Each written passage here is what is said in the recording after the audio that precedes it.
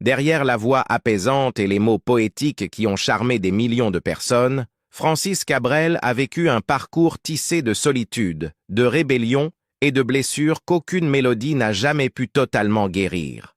D'un garçon timide moqué dans une petite ville française à une icône du folk rock, adoré à travers les générations, son histoire révèle des combats qu'aucun tube n'a pu effacer.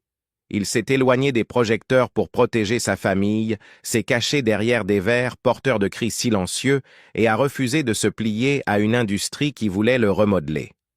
À travers les illusions brisées, l'amour passionné et des décennies de sacrifices, Francis Cabrel a construit une forteresse autour de son cœur, un cœur qui porte encore les cicatrices d'une existence compliquée, magnifique et parfois déchirante.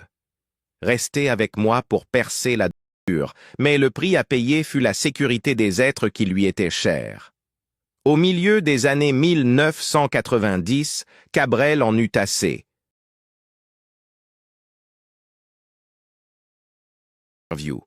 La raison allait bien au-delà d'un simple épuisement artistique. Après une rencontre avec un fan obsessionnel qui franchit les limites du harcèlement, étaient des gens travailleurs d'origine espagnole, descendants d'exilés républicains ayant fui la dictature de Franco. Ils menaient une vie simple et humble dans un quartier ouvrier soudé. Francis a grandi dans un foyer où l'argent manquait, mais où les valeurs étaient fortes. Son père son courage et sa résilience, mais regrettait qu'elle ait été poussée à abandonner ses rêves. Quelle ironie cruelle, pensait-il, que l'héritage d'un artiste qui avait inspiré des millions de gens à...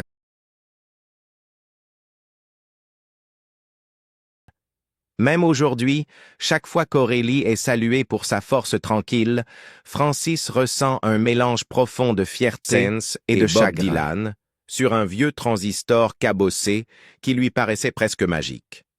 Ses premiers souvenirs musicaux étaient liés aux réunions de famille où des chansons folkloriques espagnoles résonnaient dans le salon, rassemblant cousins et oncles dans un tourbillon de mélodies douces amères. Mais au-delà de ces murs familiaux, Francis ressentait souvent la morsure de l'exclusion. À l'école, il portait la douleur et les espoirs de la famille. Alors que Francis se battait de toutes ses forces pour préserver son indépendance artistique, une autre douleur, bien plus intime, en particulier celle de son aînée, Aurélie. Née en 1985, Aurélie fut élevée loin des caméras, dans le refuge tranquille qui nourrissait une vie intérieure riche, un terreau où la musique pouvait éclore. À 13 ans, Francis réussit à réunir assez de pièces pour acheter sa première guitare, un vieux modèle d'occasion aux cordes rouillées, loin d'être prestigieux, mais d'une valeur inestimable à ses yeux. Il s'entraînait sans relâche, enfermé dans sa chambre, essayant de reproduire le jeu en picking de ses héros folk dont il empruntait les disques aux voisins. La France le vit différemment, comme un rebelle déguisé en romantique. Derrière les projecteurs, cependant, ces conflits lui coûtèrent cher.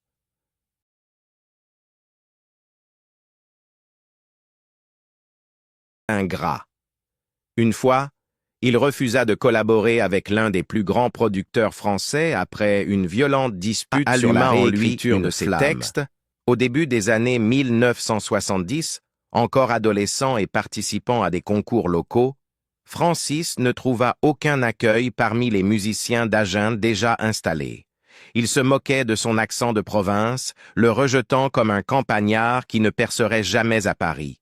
Mais plus on le raillait, plus Francis se montrait déterminé.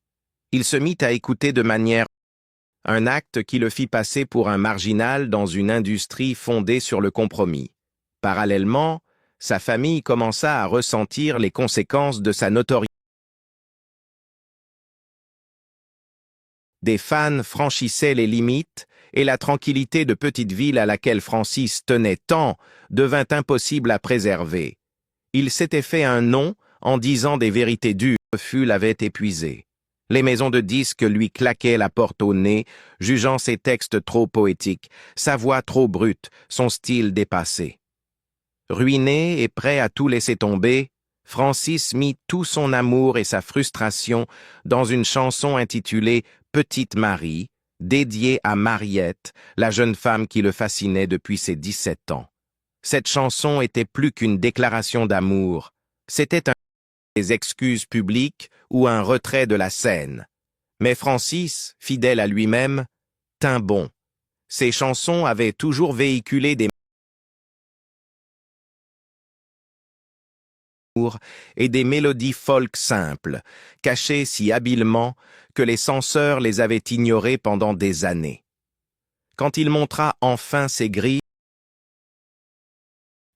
abattu, Francis fit sa valise, convaincu qu'il n'avait aucun avenir. Le destin joua une dernière carte. Un producteur, hébergé dans le même hôtel, l'entendit jouer seul dans une cage d'escalier à 3 heures du matin et, touché, lui offrit une nouvelle chance. Cette rencontre miraculeuse changea tout. À la fin des années 1970, la France commença à voir en Francis la brutalité de la tauromachie d'une manière qui fit trembler la culture française. Des stations de radio dans le sud de la France refusèrent de la retrouva soudain pris pour cible par ceux qui l'avaient autrefois adoré. Pour beaucoup d'artistes, cette polémique aurait signifié des